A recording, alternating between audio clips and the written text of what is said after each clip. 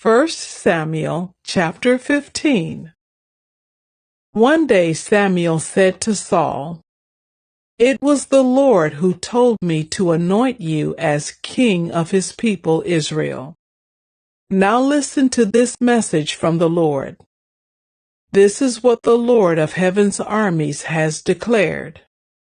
I have decided to settle accounts with the nation of Amalek for opposing Israel when they came from Egypt. Now go and completely destroy the entire Amalekite nation, men, women, children, babies, cattle, sheep, goats, camels, and donkeys." So Saul mobilized his army at Telaim.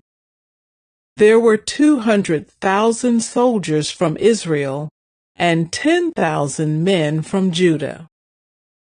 Then Saul and his army went to a town of the Amalekites and lay in wait in the valley. Saul sent this warning to the Kenites: "Move away from where the Amalekites live, or you will die with them. For you showed kindness to all the people of Israel when they came up from Egypt."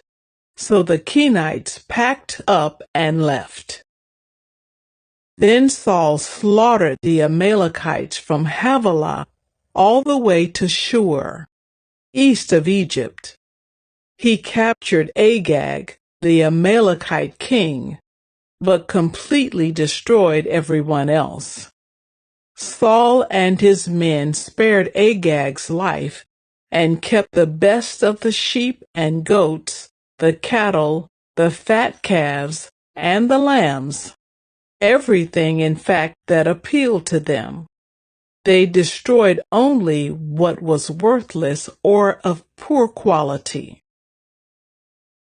Then the Lord said to Samuel, "I am sorry that I ever made Saul king, for he has not been loyal to me and has refused to obey my command."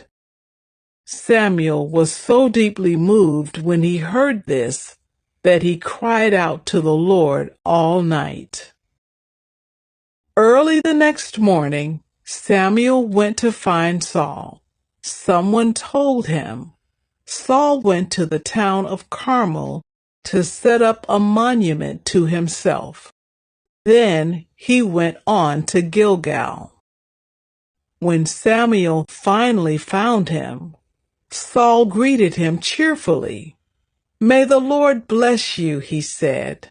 "I have carried out the Lord's command." "Then what is all the bleating of sheep and goats and the lowing of cattle I hear?" Samuel demanded. "It's true that the army spared the best of the sheep, goats, and cattle," Saul admitted, "but they are going to sacrifice them to the Lord your God. We have destroyed everything else." Then Samuel said to Saul, "Stop. Listen to what the Lord told me last night." "What did he tell you?" Saul asked. And Samuel told him, "Although you may think little of yourself, are you not the leader of the tribes of Israel? The Lord has anointed you king of Israel. And the Lord sent you on a mission and told you, 'Go and completely destroy the sinners, the Amalekites, until they are all dead.' Why haven't you obeyed the Lord? Why did you rush for the plunder and do what was evil in the Lord's sight?" "But I did obey the Lord," Saul insisted. "I carried out the mission he gave me. I brought back King Agag, but I destroyed everyone else.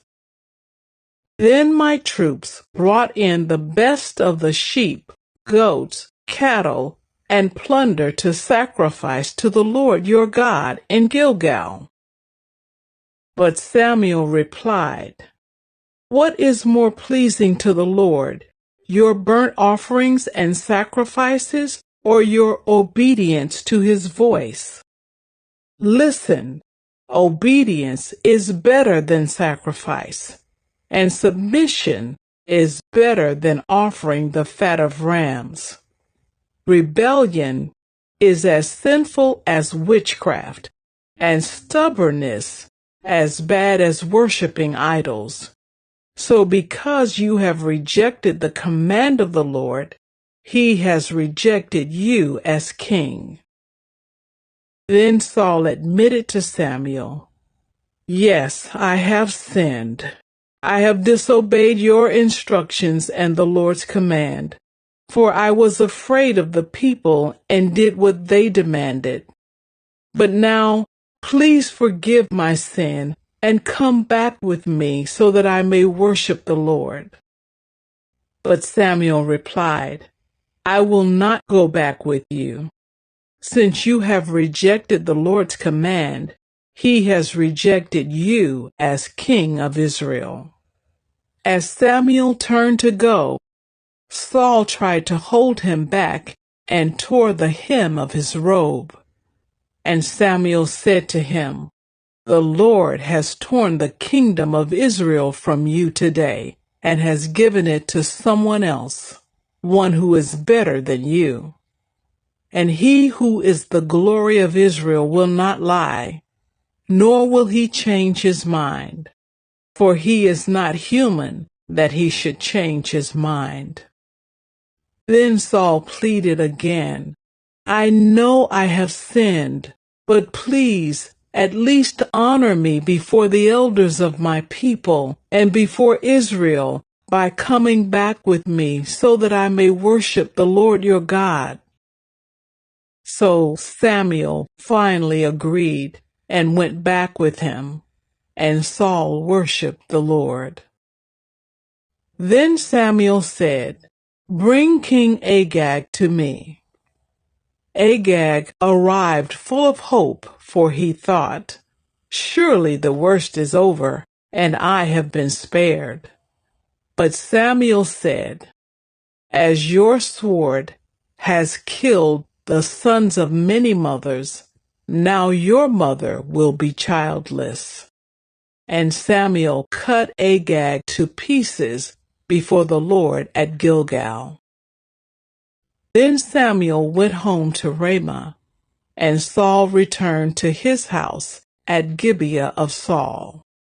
Samuel never went to meet with Saul again, but he mourned constantly for him. And the Lord was sorry he had ever made Saul king of Israel.